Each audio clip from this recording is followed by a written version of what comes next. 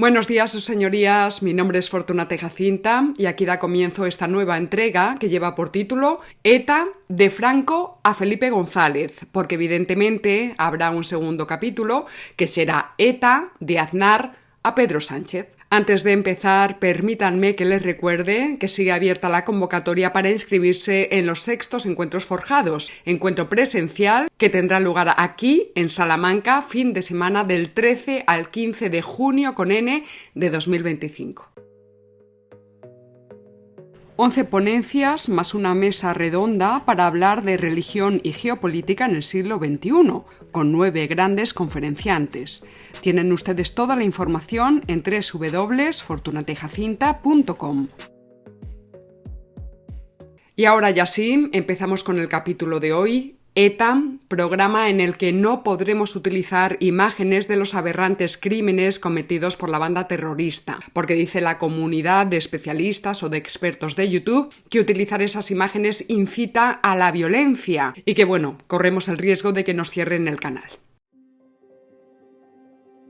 Sin embargo, Google está lleno de estas imágenes gráficas, así que invito a los más jóvenes, sobre todo a quienes aplauden a Bildu y se han comido con patatas aquello de que Otegi es un hombre de paz, a que vean este programa y a que busquen imágenes de los atentados terroristas de ETA al tiempo que nos escuchan.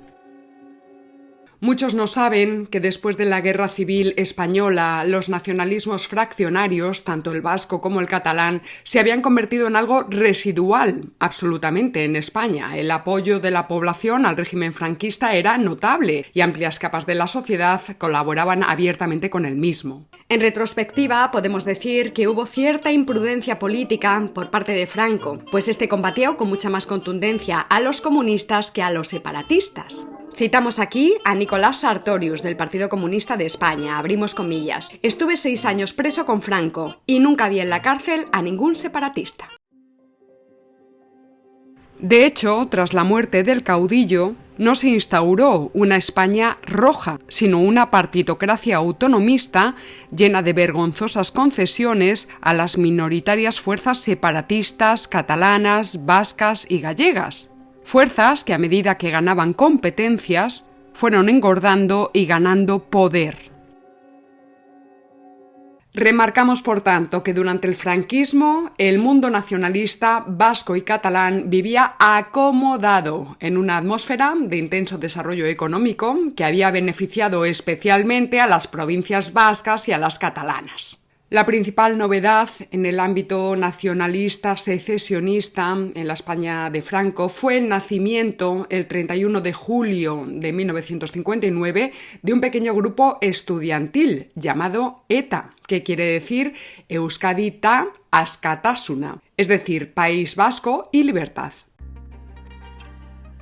Estaría bien recordar que el pasado mes de marzo de 2025, el que hasta ese momento era portavoz del grupo parlamentario vasco en el Congreso de los Diputados, Aitor Esteban, se despedía en el Congreso con la frase Gora Euskadi Askatuta, o sea, viva Euskadi libre.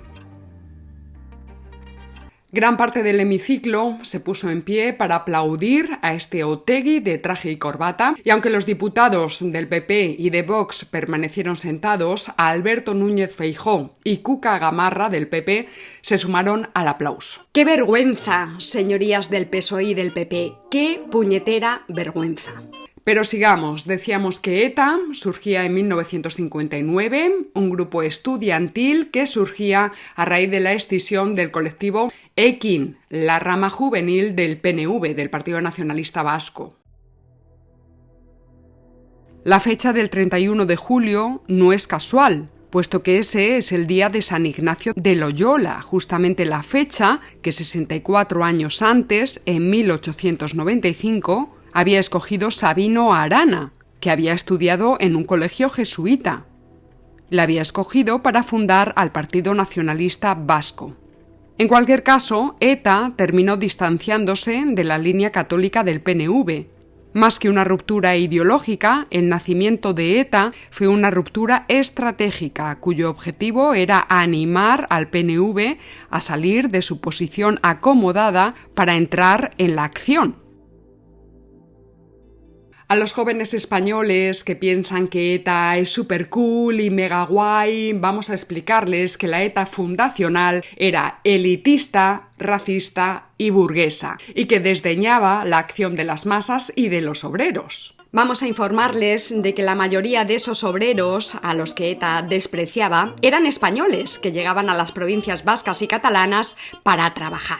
Estos trabajadores, denominados despectivamente como maquetos, eran considerados por esta panda de supremacistas vascos como ocupantes extranjeros, es decir, una amenaza españolista que ponía en peligro la conservación de la supuesta raza vasca pura. Con el paso del tiempo, ETA cambió la biología, basada en la presunta pureza de la raza vasca, por una concepción étnico-cultural lingüística.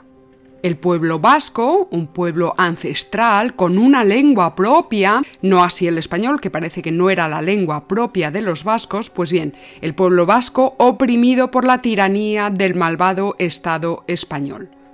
Los nacionalismos fraccionarios daban así el paso de ocultar el mito tenebroso de la raza por el mito tenebroso de la cultura, la cultura.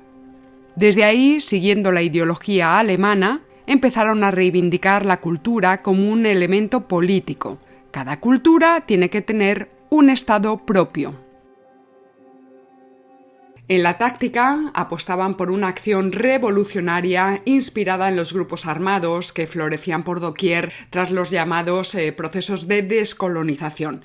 ETA consideraba que el pueblo vasco era una nación históricamente oprimida por el malvado imperialismo castellano y que había que poner en marcha un movimiento nacionalista revolucionario de descolonización para construir la gran Euskal Herria a través de una revolución marxista-leninista. O sea que en esta ETA fundacional tenemos una dosis generosa de supremacismo étnico y racial, un buen puñado de apoyo por parte del clero católico vasco, una pizca de marxismo-leninismo, 4 cucharones de tradicionalismo y una fuerte vocación imperialista, puesto que su soñada Euskal Herria comprendería las provincias vascongadas de Álava, Vizcaya y Guipúzcoa, incorporaría también a Navarra y al País Vasco francés, con la Baja Navarra, la Bort y Sola. Todo esto indica que el ideario de la banda era en realidad un totum revolutum, una papilla ideológica en la que se mezclaban churras con merinas. En una palabra, una auténtica aberración. Y hasta nuestros días, en los que tienen un problema gravísimo con la inmigración musulmana,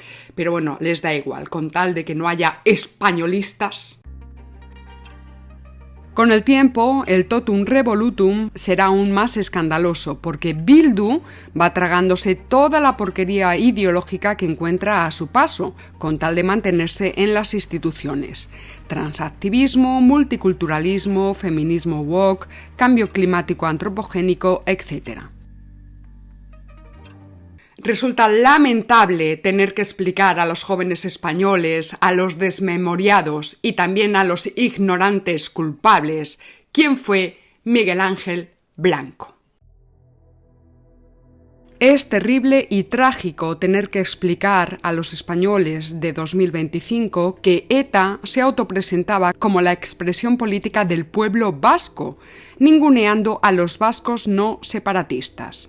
Es terrible y trágico tener que recordar que estos nacionalismos etnolingüísticos excluyentes provocaron el éxodo forzado de más de 180.000 vascos ante el silenciamiento e incluso la complicidad de gran parte de sus conciudadanos.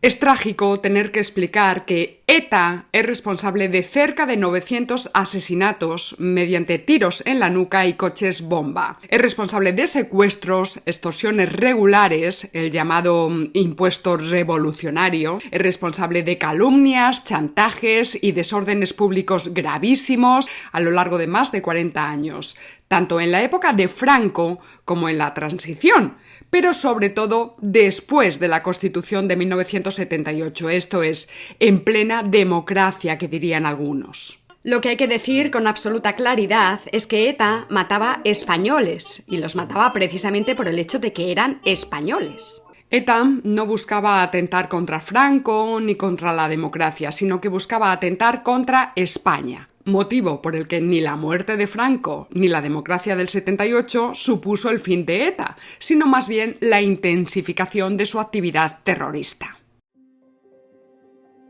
El aberrante blanqueamiento de ETA que se realiza desde la época de Zapatero y al que dedicaremos un capítulo próximamente, no podrá borrar la realidad histórica, a saber, que ETA no luchaba contra Franco, sino contra España, objetivo que siguen manteniendo todos los nacionalismos fraccionarios, incluido Bildu, el heredero político de ETA, que vestido de socialdemocracia, wokismo, democratismo, derechohumanismo tontorrón y todo lo que haga falta, sigue manteniendo exactamente el mismo objetivo político que ETA: crear un Estado propio, robando una parte del territorio nacional y de sus riquezas al resto de los españoles. A los españoles de 2025, que lamentan no poder votar a Bildu desde Madrid, les importa un pimiento que el futuro de España esté en manos de delincuentes y de minorías como Bildu. Bildu, el brazo político de ETA, que persigue los mismos fines políticos que ETA. Bildu, un partido secesionista, que es que lo dicen ellos mismos con todas las letras, hijo mío. Un partido, o más bien una banda facciosa, al que solo se puede votar desde su circunscripción regional y que, sin embargo, qué curioso, tiene representación en las Cortes Nacionales, es decir, en las Cortes de la nación española a la que Bildu busca destruir. ¿Y dónde están nuestros lechuzos ilustrados para denunciar este asalto al bien común? ¿Dónde están los manifiestos de los rectores universitarios y de nuestros actores y artistas, la vanguardia de la humanidad? A esta gente les importa un pimiento que el coordinador general de EH Bildu, el amado líder Arnaldo Otegi, fuera desde 1979, abrimos comillas, miembro del Estado Mayor de Intervención de ETA, órgano que cumplía las funciones del aparato militar y encargado de las acciones terroristas de ETA. Pero bueno, retomemos el análisis telegráfico de la historia de la banda terrorista ETA. Pese a distanciarse expresamente de la línea católica del PNV, del Partido Nacionalista Vasco, ETA gozó del inmediato respaldo de una parte del clero vasco. En 1960, más de 300 curas de las diócesis vascas habían presentado a sus obispos un documento que denunciaba, abrimos comillas, los atentados cometidos por error o por mala voluntad contra los derechos naturales de nuestro pueblo vasco. Este discurso, insistimos, no estaba dirigido solamente contra el franquismo, estaba explícitamente dirigido contra España. La jerarquía eclesiástica en general nunca abandonó al Franco de la Cruzada, de la Segunda República, pero desde las parroquias de los barrios populares, ya entrados los años 60, empezó a apoyar al sindicalismo de comisiones obreras y a dar cobertura a los nacionalismos vasco y catalán. Recordemos además que entre 1962 y 1965 se celebró el Concilio Vaticano II, que acarreó profundos cambios en la propia doctrina y liturgia católicas, y un consecuente efecto en la vida social y política española. ETA cometió su primera acción violenta el 18 de julio de 1961 y su primer asesinato el 7 de junio de 1968. Estamos en la década de los 60, momento en el que el régimen franquista estaba emprendiendo una fase de clara apertura al calor del progreso económico y con la bendición de Estados Unidos. Paso fundamental para la apertura fue la Ley Orgánica del Estado de 1967, aprobada en referéndum en diciembre de 1966. Dicha ley regulaba las relaciones entre los poderes, consolidaba el sistema de representación a través de la democracia orgánica y consagraba la continuidad monárquica para el régimen. En 1967, Franco nombraba a Carrero Blanco como vicepresidente del gobierno. Por ponernos un poco en el contexto en el que nace y empieza a operar ETA, digamos que en estos últimos años de la vida de Franco, las cifras que el régimen podía exhibir eran extraordinarias. En 1970, la tasa de alfabetización en España superaba el 90%. En 1940 no llegaba al 65%. Por otro lado, la industria había pasado a representar el 36% del PIB, cuando 20 años antes era solo el 12%. La cobertura de la seguridad social se extendía al 80% de los españoles. Los avances en la igualdad entre hombres y mujeres se habían plasmado en la reforma de 66 artículos del Código Civil desde 1958. Se había creado una extensísima clase media que abarcaba ya al 55% de la población. La renta per cápita había aumentado casi al doble desde 1950. Se había construido una extensa red de sanidad pública, con más de 200 hospitales públicos, y se había dotado al país de los instrumentos precisos para asegurar una cierta independencia energética, tanto hidroeléctrica como nuclear. Se había culminado también el modelo de educación universal y gratuita. En suma, el régimen había sentado las bases del estado del bienestar. A los de la ETA estos datos les daban exactamente igual, porque recordemos, ETA no actuaba contra Franco en favor de los derechos sociales, la libertad y la democracia, sino que ETA luchaba contra España para configurar un estado propio. Aunque la apuesta por la violencia era un hecho en ETA desde su fundación, fue en su cuarta asamblea, en 1965, donde se optó por una estrategia de acción-reacción. La idea era realizar atentados con el fin de provocar una represión generalizada a todo el País Vasco por parte del régimen de Franco, es decir, había que atentar para provocar que el régimen actuara con contundencia. De esta manera, la dirección de la banda terrorista esperaba involucrar al conjunto de la sociedad vasca en la guerra revolucionaria por la independencia. Tras su quinta asamblea, celebrada en marzo de 1967, la organización cometió varios atracos para financiarse y así poder adquirir el armamento que precisaba para su estrategia de acción-reacción, de provocación. En esa época, ETA intensificó su campaña de sabotajes y atentados contra ayuntamientos, sedes sindicales franquistas, monumentos del régimen o propiedades de personas a las que acusaban de colaborar con las fuerzas de orden público. La radicalización resultante de esta creciente ola de violencia se hizo evidente muy pronto. Así, con motivo del Aberri Eguna de 1968, uno de los líderes más carismáticos de la banda, Xavi Etxebarrieta, escribió, abrimos comillas, que para nadie es un secreto que difícilmente saldremos de 1968 sin algún muerto. Efectivamente, ETA empezó a matar en 1968. Sus primeras víctimas fueron el guardia civil José Pardines y el comisario Melitón Manzanas. Franco decretó el estado de excepción. Las protestas se multiplicaron. En 1970 hubo 1.500 huelgas, en las que se vieron involucrados un total de 400.000 huelguistas. Las detenciones masivas consiguieron que para otoño de 1969 16 miembros de ETA ya estuvieran presos acusados de varios asesinatos y atentados. Y también robos que les habían reportado más de 30 millones de pesetas de aquella época, claro. La acusación genérica fue de delito de rebelión general continuada, por lo que se decidió juzgarlos en Consejo de Guerra, es decir, por un tribunal militar, el conocido Proceso de Burgos. Entre los encausados se encontraban 3 mujeres y 2 sacerdotes. El número de penas solicitadas fue de 6 penas de muerte y 752 años de cárcel. El juicio de Burgos fue utilizado, sin embargo, para orquestar una gran campaña internacional contra el régimen de Franco.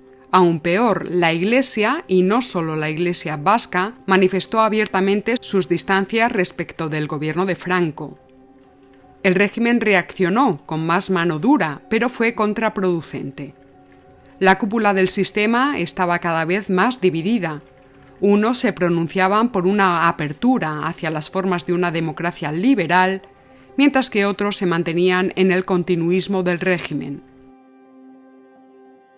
En diciembre de 1970 se acordó por unanimidad conmutar las penas de muerte de los encausados en el proceso de Burgos por las inmediatamente inferiores en grado. 7 años más tarde, todos los procesados conseguirían la libertad tras la Amnistía General de 1977, promulgada por el ya entonces presidente Adolfo Suárez. De entre los encausados surgirían varias figuras políticas que tendrían un papel notable en diferentes organizaciones ya en democracia. Pero regresemos al 1 de mayo de 1973, momento en el que tras una serie de movilizaciones comunistas muere cosido a puñaladas el policía de 21 años José Antonio Fernández.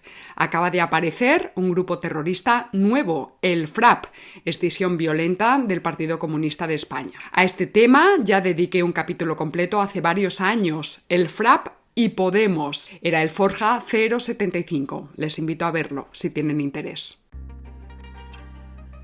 Pero sigamos. Franco tiene en ese momento 81 años y está visiblemente deteriorado. El Parkinson le atenaza.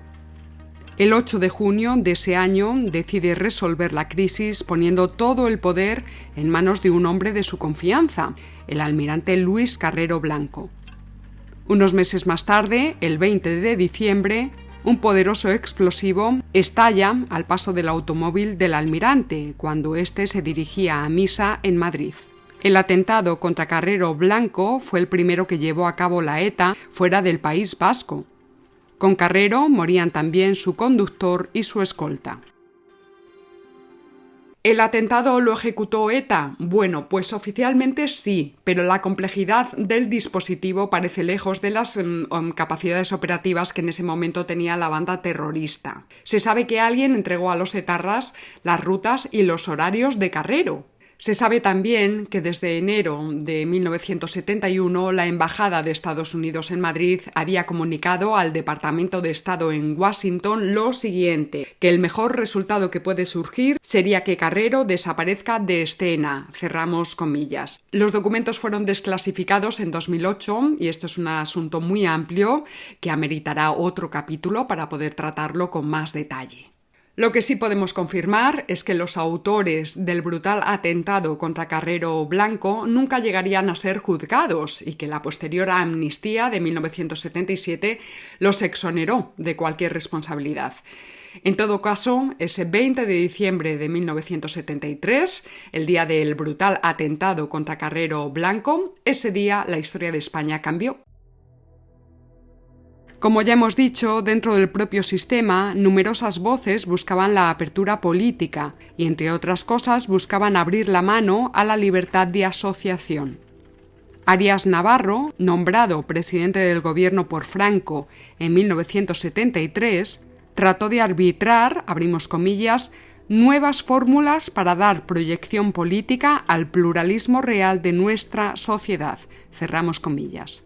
En febrero de 1974, el obispo de Bilbao, Antonio Añoveros, publicó una ruidosa homilía, abrimos comillas, en defensa de la justa libertad del pueblo vasco, cerramos comillas.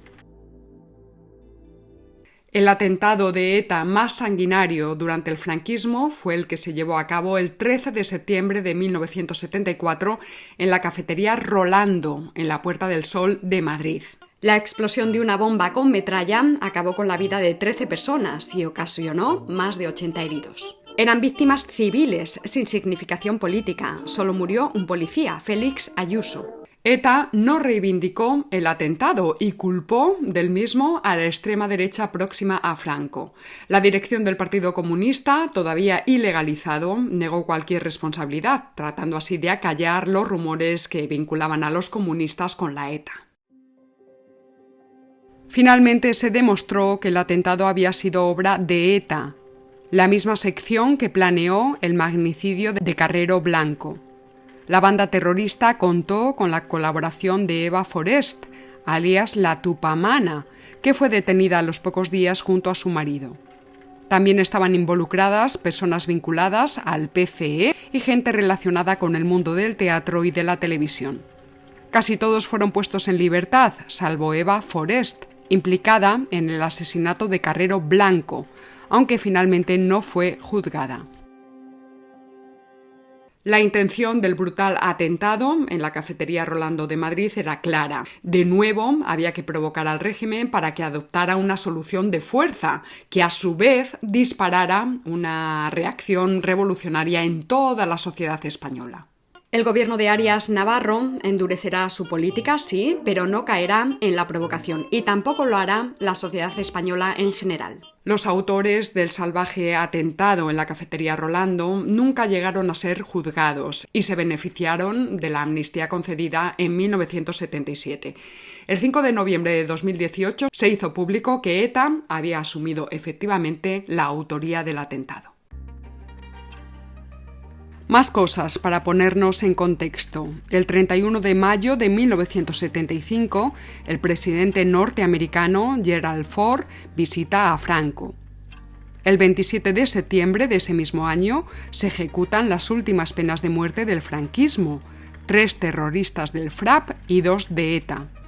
Una vez más se desató una fortísima campaña internacional contra el régimen, que contestó con una enorme concentración de apoyo a Franco el 1 de octubre en la Plaza de Oriente de Madrid.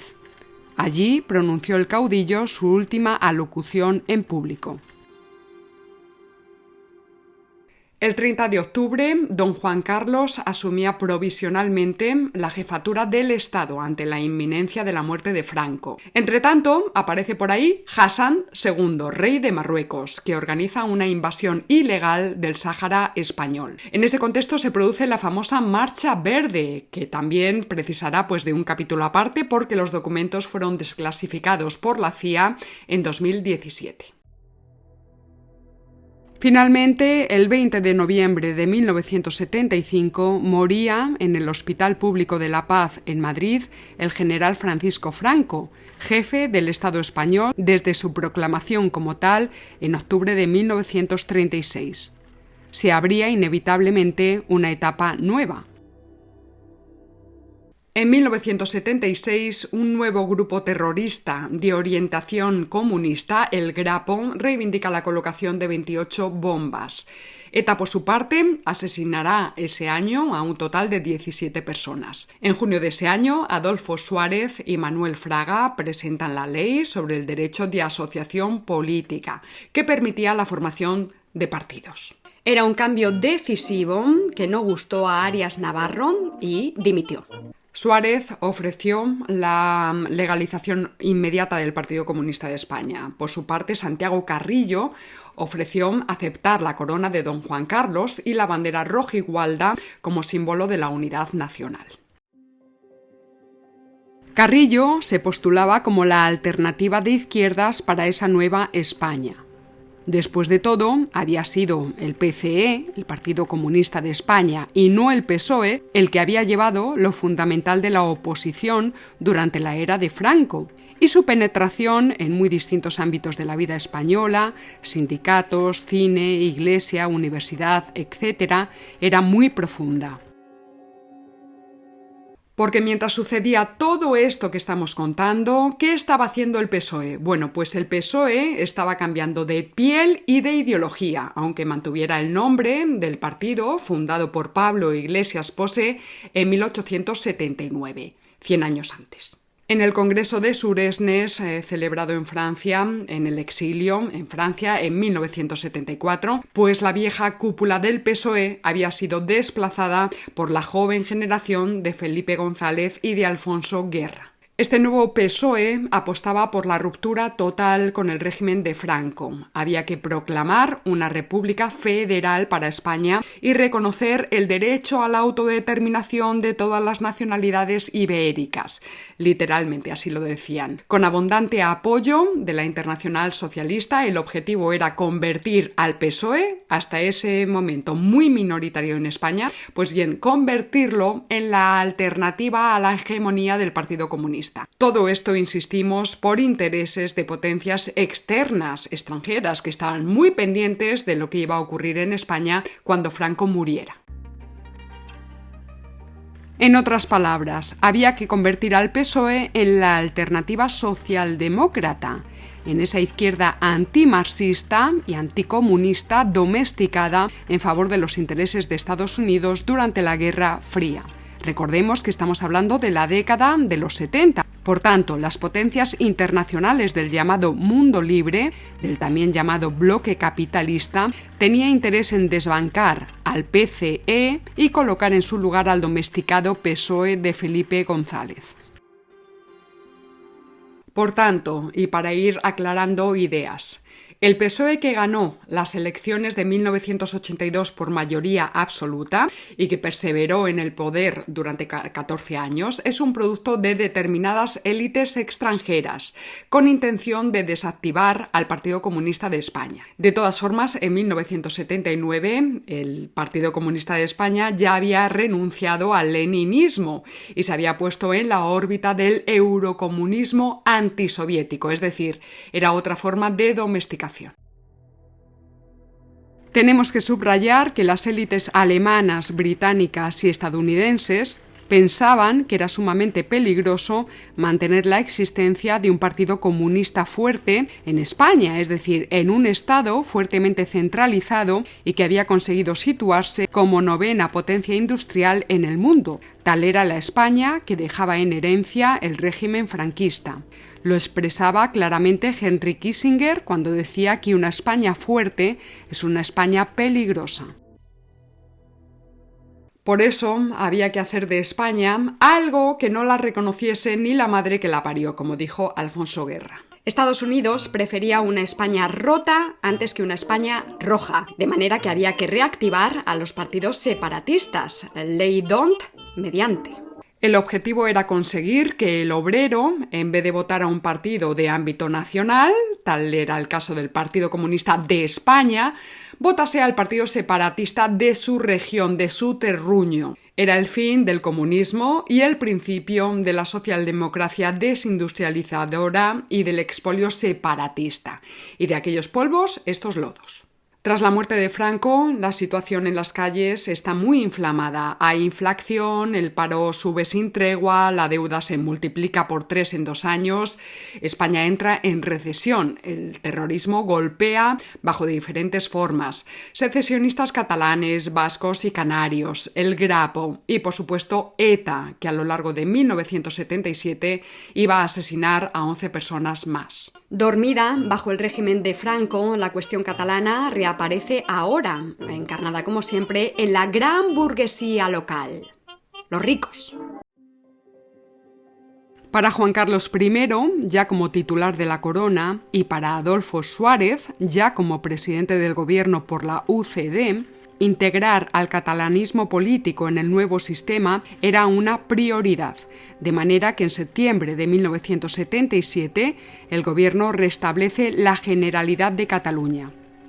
Un proceso semejante se alienta en el País Vasco y en enero de 1978 se constituye el Consejo Preautonómico Vasco. Recordemos que aún no había autonomías, pero la voluntad de Madrid era que estas regiones funcionasen como tales. Tanto en el País Vasco como en Cataluña es el gobierno central el que entrega la hegemonía política a los nacionalistas, y lo hace desde el primer momento. Como indica José Javier Esparza, es fundamental subrayar esto para entender la evolución política de España en los siguientes 50 años. Continuamos, Constitución de 1978, que recordemos indica que España se configura como Estado social y democrático de derecho, o sea que el régimen del 78 es un régimen socialdemócrata. En su articulado se proclama la indisoluble unidad de la nación española, patria común e indivisible de todos los españoles, pero al mismo tiempo se habla del derecho a la autonomía de las regiones y nacionalidades. Y ahí está el problema, nacionalidades. Ese es el término deliberadamente equívoco que va a generar todos los problemas posteriores, todos. Bueno, una parte muy importante. Poco a poco se va configurando el perfil bipartidista de la política nacional, aunque todavía no estaba el PP. Alianza Popular estaba muy debilitada en esos momentos. De manera que el PSOE se lanzará de inmediato a una política de oposición feroz contra el gobierno de Adolfo Suárez. En marzo de 1980 se celebran elecciones autonómicas en el País Vasco y en Cataluña. En el País Vasco gana el Partido Nacionalista Vasco, cuya imagen de moderación se ofrecía como garantía frente al terrorismo de la ETA. En Cataluña también ganaron los nacionalistas, con un tal Jordi Pujol. Ese mismo año se produjeron 395 actos terroristas que dejaron 132 muertos, además de 20 secuestros. Hubo atentados de ETA, del Grapo, de grupos de ultraderecha, de ultraizquierdas y hasta de terroristas armenios. 98 asesinatos fueron responsabilidad directa de ETA. Entre las víctimas había muchos guardias civiles, policías y militares, pero también empresarios, políticos, sobre todo de la derecha, taxistas, niños, lo que pillaran. El gobierno de la UCD, temeroso de que la ola de muerte provocara otras respuestas violentas, optó por aplicar sordina a los duelos. Los muertos eran enterrados en medio de un silencio vergonzoso y sacados de las iglesias por la puerta de atrás. Cuando en enero de 1979 ETA ejecutó al gobernador militar de Madrid, el general Ortín Gil, Adolfo Suárez le escatimó los honores militares en un entierro casi a escondidas, invocando, abrimos comillas, la necesidad de no cargar las cintas fúnebres, cerramos comillas. A esta política de desprecio objetivo hacia las víctimas contribuyó especialmente la Iglesia, en particular el episcopado vasco, en la persona del obispo de San Sebastián, José María Setién, ante la inhibición del conjunto de la Conferencia Episcopal, aún presidida por el cardenal Tarancón. La posición de la Iglesia será determinante para legitimar la acción de ETA ante buena parte de la sociedad vasca, deliberadamente o no. El nacionalismo del PNV, aunque formalmente alineado con el sistema constitucional, tampoco será ajeno a esta dinámica y tratará de sacar ventaja política del terror. Sin embargo, frente a todos estos problemas, el mensaje que se intenta enviar es el mensaje de la joven España que por fin disfruta de su libertad frente a los oscuros años de la demoníaca represión franquista. Esta idea tan grosera, la luminosa democracia que nos hemos dado frente a la monstruosa dictadura que nos apresó durante 40 años, bueno, pues esta cosa tan grosera es la que sigue alimentando a día de hoy la propaganda del régimen actual. El 29 de enero de 1981, Adolfo Suárez anunciaba su dimisión por televisión. Ese mismo día, ETA secuestraba al ingeniero jefe de la construcción de la central nuclear de Lemóniz, José María Rayán Estrada. Amenazaba con matarlo si no se paralizaban las obras de la central nuclear.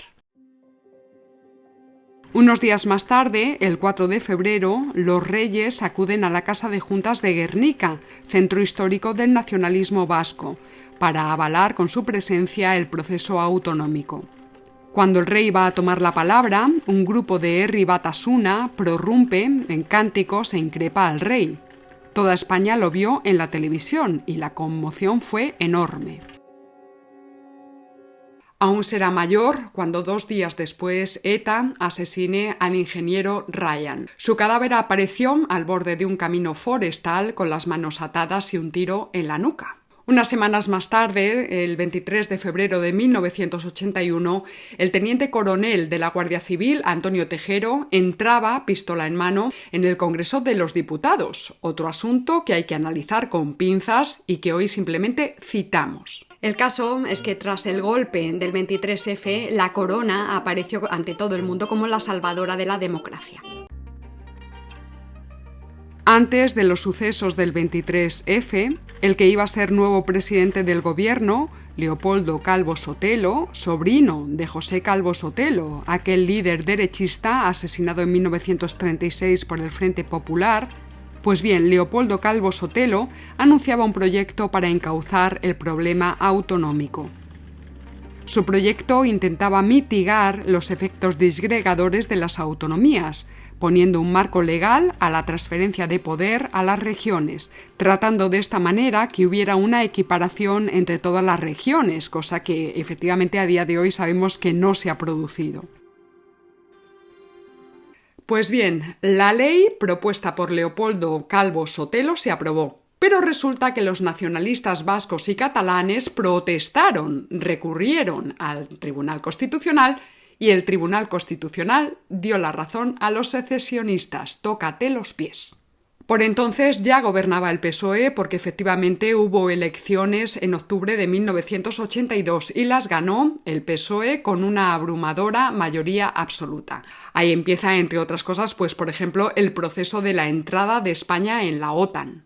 El PSOE primero dice que no, que ni hablar, y luego ya en el gobierno dice que sí, que por supuesto. Es el típico cambio de opinión de los del PSOE, de toda la vida. De manera que del Yankees Go Home, el PSOE pasa a defender a la Alianza Atlántica liderada por Estados Unidos, el bloque del mundo libre, del bloque capitalista.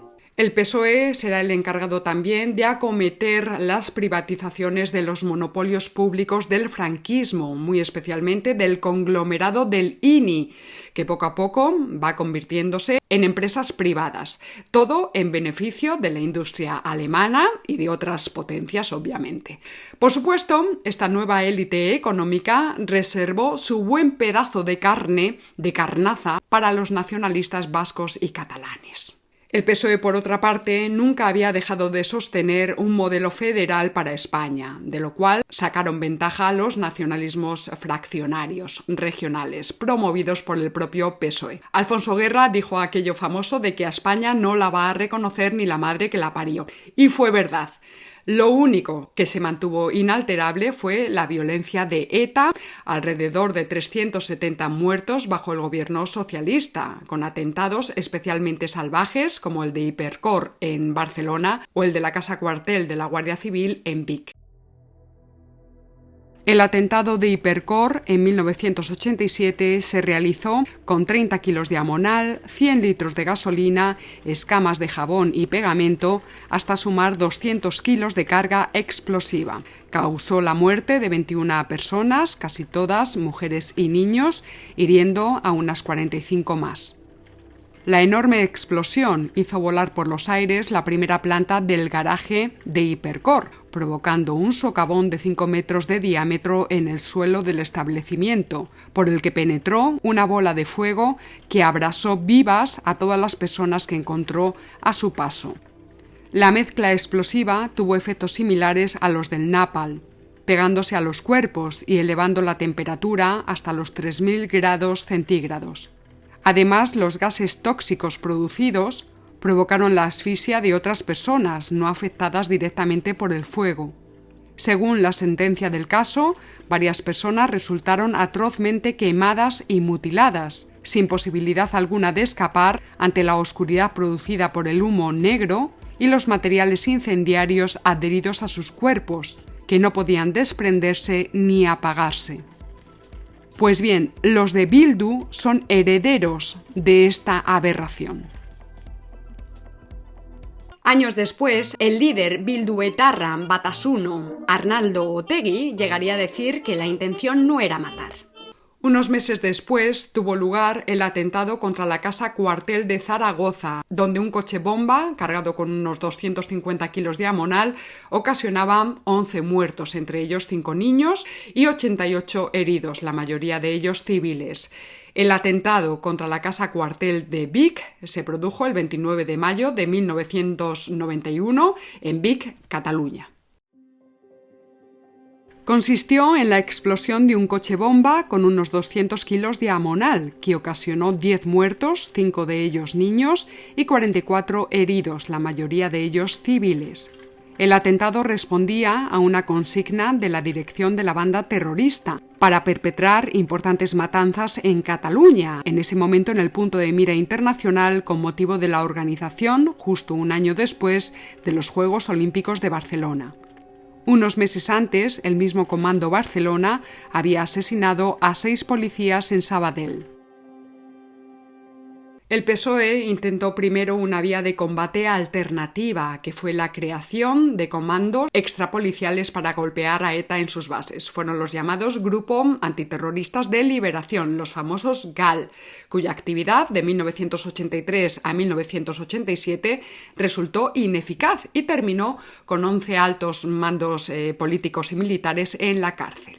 Más tarde, el gobierno del PSOE buscó algún tipo de negociación con la banda. Eran las conversaciones de Argel entre 1987 y 1989, pero también sin resultados. ETA estaba muy fuerte, estaba segura en sus bases de Francia ante la frecuente inhibición del gobierno francés. Contaba además con recursos de países como Argelia y con dinero abundante por un depurado sistema de extorsión. Pero la fuerza de ETA radicaba sobre todo en la propia situación creada en la sociedad vasca como resultado del terror, del terrorismo. Una minoría apoyaba abierta e impunemente el terror, y lo hacía ante el miedo o la cobardía de la mayoría social. Y mientras tanto, el poder regional, en manos del PNV, del Partido Nacionalista Vasco, sacaba el máximo partido de la situación. Lo había dicho, con frase muy gráfica, el líder nacionalista Arzalluz: unos mueven el árbol y otros recogen las nueces. Evidentemente, el árbol lo movían los terroristas de ETA y las nueces las recogían Arzalluz y los suyos. Por supuesto, también recogían nueces los secesionistas catalanes y otros, porque los nacionalismos empezaron a crecer como setas por toda España. ETA golpeó con su brutalidad característica en los últimos meses del gobierno del PSOE. En enero de 1995 asesinó al jefe del PP en San Sebastián, Gregorio Ordóñez. En abril atentó contra el que ya era presidente del Partido Popular y jefe de la oposición, José María Aznar. Él salió ileso, pero la explosión mató a una mujer de 73 años. En enero de 1996, la banda secuestró al funcionario de prisiones Ortega Lara. En los primeros meses de ese año cayeron también el abogado socialista Fernando Mújica y el jurista Francisco Tomás y Valiente, expresidente del Tribunal Constitucional y vinculado igualmente al PSOE. Y luego también cayó un inspector de la Ertzaintza, la Policía Autonómica Vasca, miembro del Partido Nacionalista Vasco. A modo de conclusión y cierre de este primer capítulo dedicado íntegramente a la banda terrorista ETA, porque de ETA y de Bildu ya hemos hablado mucho a lo largo de casi 300 capítulos en este canal, bueno, pues para ir cerrando esta entrega vamos a recordar que el PSOE gobernaba en España durante la Primera Guerra de Estados Unidos y sus aliados contra el Irak de Saddam Hussein. Así, el PSOE enviaba un total de 1.200 militares a bordo de 2 corbetas desplegadas en el Mar Rojo y una fragata en el Golfo Pérsico. Los buques de la Armada Española realizaron casi 5.500 intervenciones. A esta misión se sumaron aviones de transporte C-130 Hércules del Ejército del Aire. Y esto lo decimos para aclarar que fue el PSOE, el primer gobierno español, que mandó un contingente militar al exterior desde los tiempos de la División Azul. Yo cierro en este punto esta primera entrega sobre ETA porque lo que vendrá después será Aznar. Será la guerra de Irak, la reunión de las Azores, el atentado de Atocha del 11M y la llegada al gobierno de España del infame José Luis Rodríguez Zapatero, quien abrirá las puertas de las instituciones españolas a los terroristas de la ETA. Y hasta aquí, que ha sido un capítulo difícil y largo. Animo a todos los que han escuchado este programa a que lo compartan con amigos, conocidos, familiares, sobre todo gente joven de vuestro entorno. Avisadles, por favor, que a medida que vayan escuchando este programa, pues vayan buscando en Google imágenes de los distintos hechos, sucesos que voy relatando. Como siempre, agradezco su apoyo y su lealtad a todos los seguidores, a todos los mecenas de este canal, de este proyecto Fortunata y Jacinta. No quiero irme sin recordar, una vez más, que sigue abierta la convocatoria para participar en los 6º Encuentros Forjados, que tendrán lugar aquí en Salamanca a mediados del mes de junio del año 2025. Impreso en pantalla ponemos la dirección, el enlace a nuestra página web, donde pueden ustedes consultar todo el programa de actividades, el nombre de nuestros ponentes, en fin, los precios, todo. www.fortunatayjacinta.com. Nos vemos la semana que viene. Y recuerda, como siempre, si no conoces a tu enemigo ni a ti mismo, perderás todas las batallas. ¡Hasta luego!